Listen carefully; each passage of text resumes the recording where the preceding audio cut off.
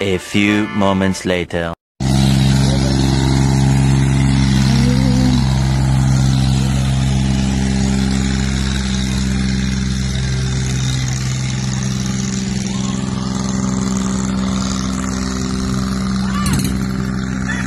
Yan po ang means of transportation nila dito. Papunta dun sa island. Yun po doon. Yun yung island na yun. Yun po yung Garza Island. kailangan mo siyang sumakay dito sa mga ganito bangka para makatawid dun sa island. Mga excursionista yata sila. Kasi maganda daw dun mag-swimming sa island na yun. White sand daw doon. Parang tourist attraction siya dito sa lugar na to.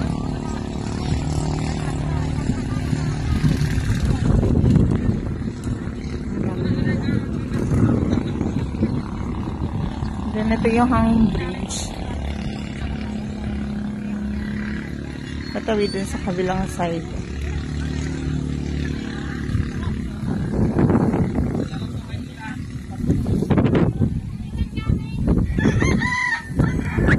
So medyo maganda yung lakad natin ngayon. Kuha tayo ng ibang storya.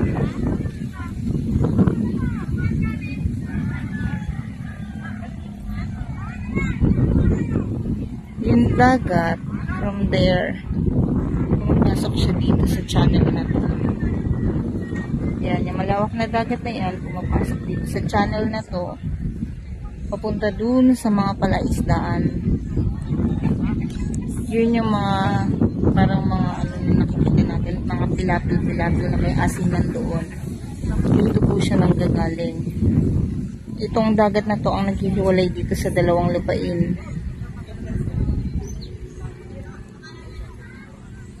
Ang ganda. Ang linis ang dagat nila.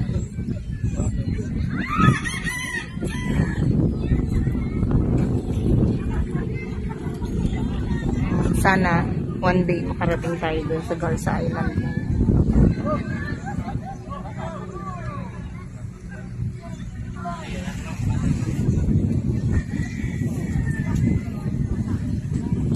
Actually maraming island dito, pero yun daw ay ano, yung Garza Island na yan ang kanilang tourist attraction.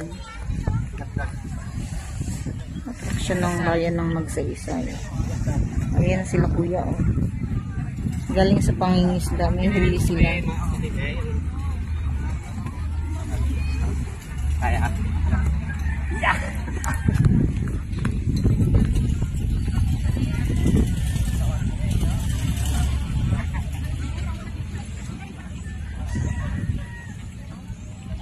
Ay, sa Ate Nelia.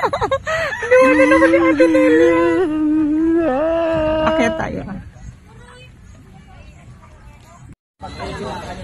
So guys, ito yung ano, yung hanging bridge.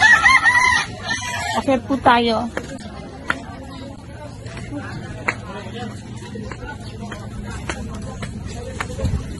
Akyatin natin ang hanging bridge ng Tadlok. Ito sa Ate Nelia. Teka lang, te. Videoan ko lang yung paligid niya. Ayan po guys, ang ganda niya.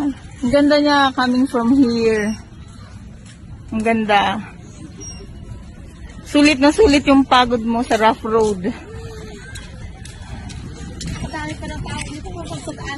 Parang ano te, parang tourist attraction nila yung Garza Island. O, parang White Island. Oo. Kaya maraming pumupunta.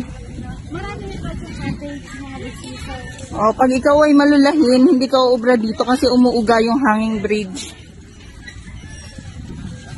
Matigas pa kami, matigas. Yan, medyo mahaba-haba itong hanging bridge, pero okay, carry lang. Oo nga, ate.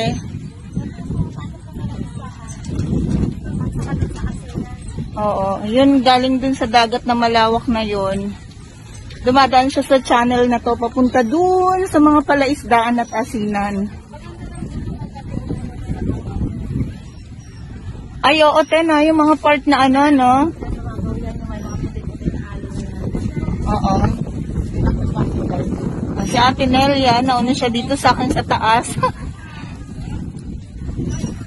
Ang sarap. Guys, Sarap ang layo. dito. Guys, ang layo, nakakapagod mag-drive. Opo, kasi si Ate Nelia po yung nagdadrive ng motor. Ang bigat pa ng angkas. Pero sulit po, sulit yung pagod nyo pagka ano, narating nyo tong lugar. Yung experience ng uga-uga dito sa ano, sa hanging bridge. Ayan, Ang ganda. Ganda-ganda niya. Ang ganda-ganda niya.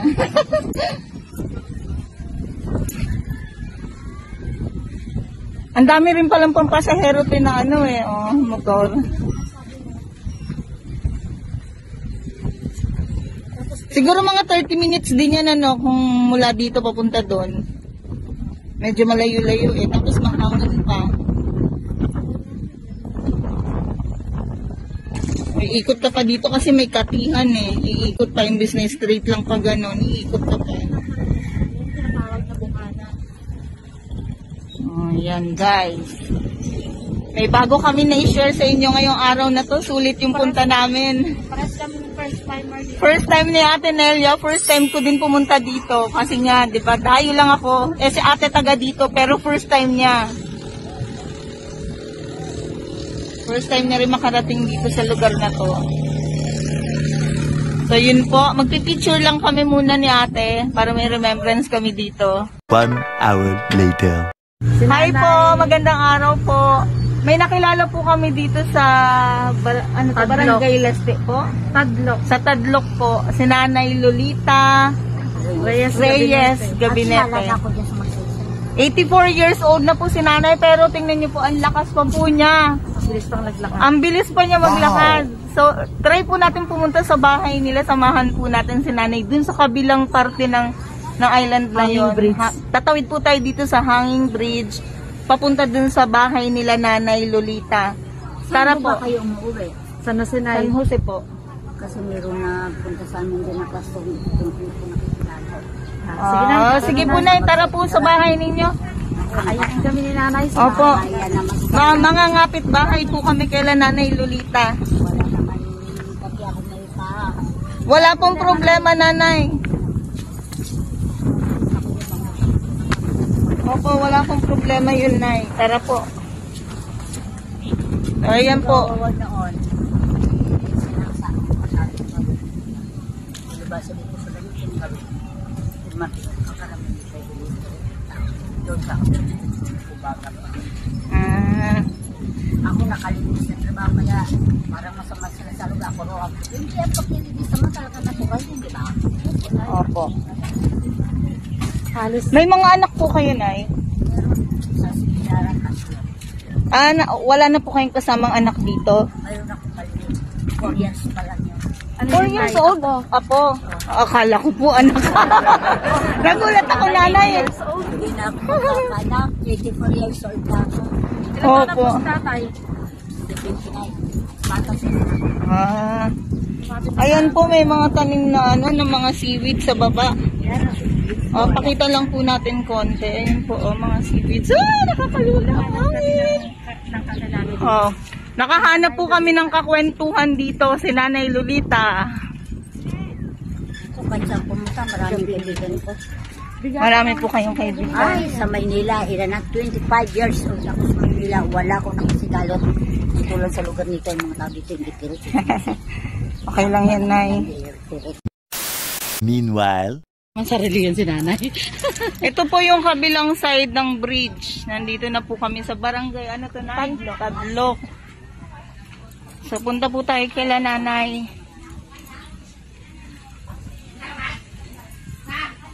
Ay, nanay, napaka maganda sa lahat. Pero kung hindi lang kami.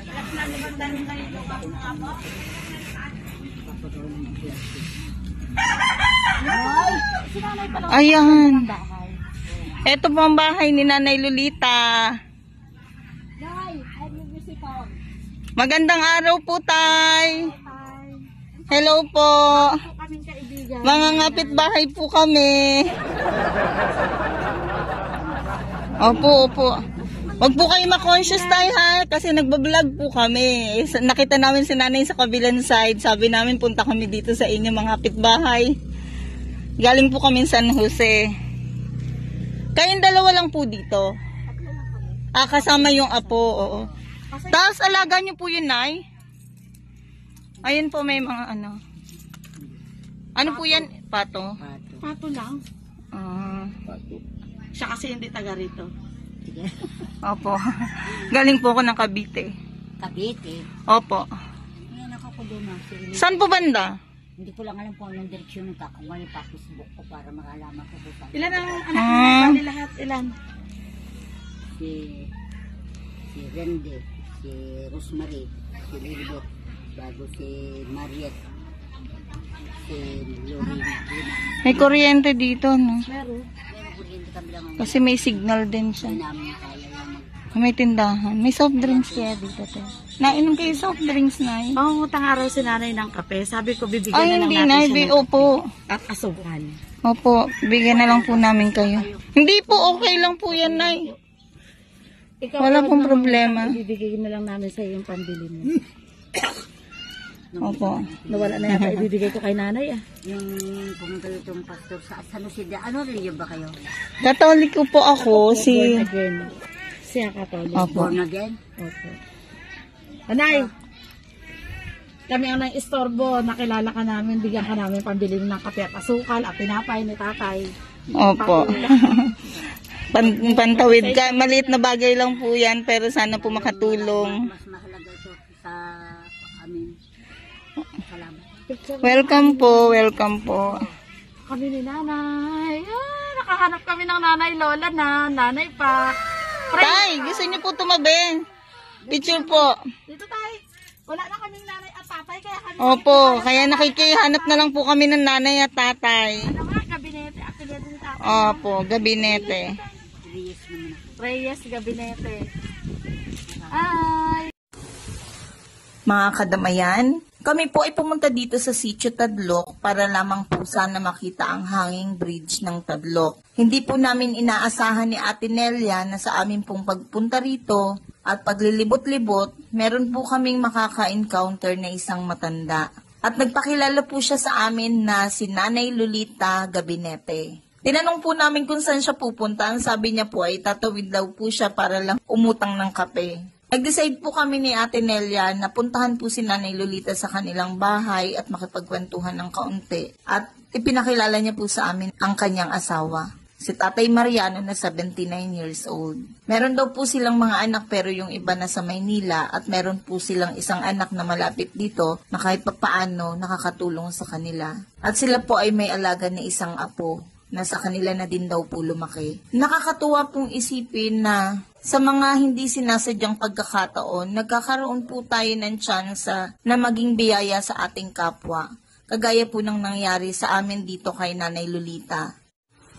Nagpapasalamat po ako sa Damayan B95 at nagkaroon po tayo ng pagkakataon na makatulong kay Nanay Lolita. Kagaya po ng lagi nating sinasabi na be a blessing to others, ito pong lakad namin dito sa Sitio Tadloc ay isa pong biyayang matuturing sa hindi inaasahang pagkakataon. Kung makikita nyo lamang po ang mga ngiti at higpit ng yakap ni Nanay Lolita, mararamdaman nyo po ang kanyang lubusang pasasalamat sa biyayang natanggap sa araw na ito. Sana po marami pa po tayong matulungan kahit papaano, hindi man po ganoon kalaki. Pero iba po yung pakiramdam na meron kang natutulungan. Kaya sana po magpatuloy po tayong maging biyaya sa ating kapwa at ingatan po tayo ng Panginoon sa ating araw-araw na gawain. Maraming salamat po.